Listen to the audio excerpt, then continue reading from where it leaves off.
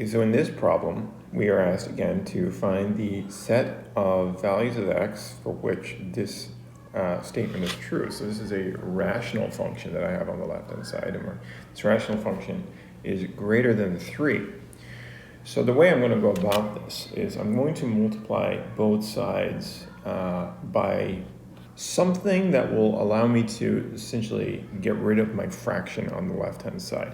Now, when we have an equation, so an equality, for example, if I had x minus 2 over x minus 5 is equal to 3, I would just simply multiply both sides of this equation by x minus 5, and that would get rid of my fraction for me. I cannot do that here, and the reason I can't do that is because I do not know the value of x, and so I do not know if x minus 5 is positive or negative. If it is negative, then my inequality sign will flip. And so, because I don't know that, I cannot multiply both sides of this inequality by x minus 5. I need to know the sign of the number that I choose to multiply both sides by. And so what I'm going to do is, instead of multiplying both sides of this inequality by x minus 5, I'm going to multiply both sides by x minus 5 squared. That is how I'm going to go about this. So I'm going to have x minus 2 all over x minus 5 is greater than 3. And what I'm going to do is I'm going to multiply both sides here by x minus 5 squared. Whatever I do to one side, I must do to the other. And we know that multiplication of both sides of an inequality by a positive number does not change the inequality sign. And so I can proceed now from here.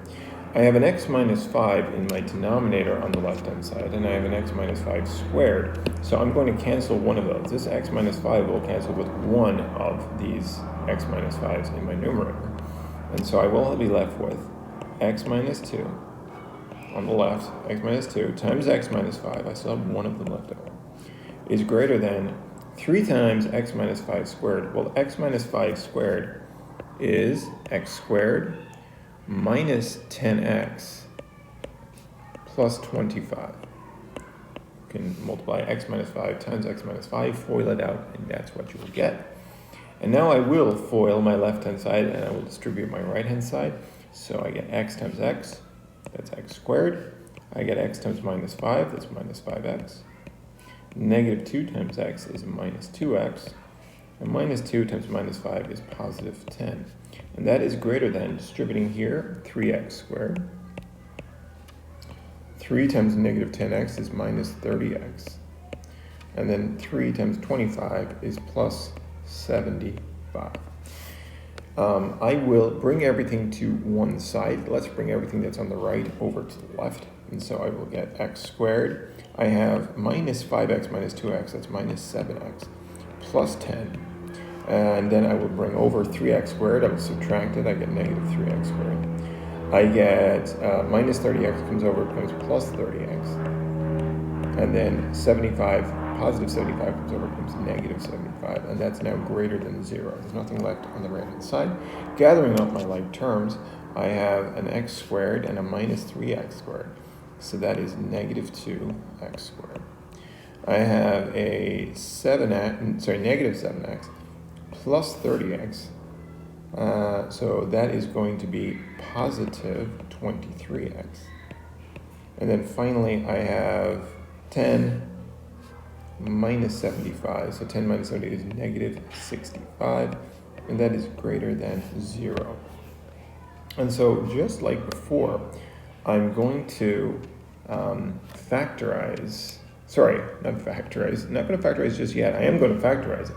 But first off, I'm going to multiply both sides by negative 1, just so that I can change the sign of my leading coefficient. So this will become 2x squared minus 23x plus 65, changing all my signs.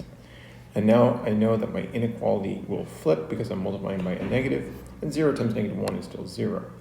And so now, can I factorize this? Perhaps. So let's see, I have 2x squared, so it's going to be 2x and x. And I'm looking for factors of 65.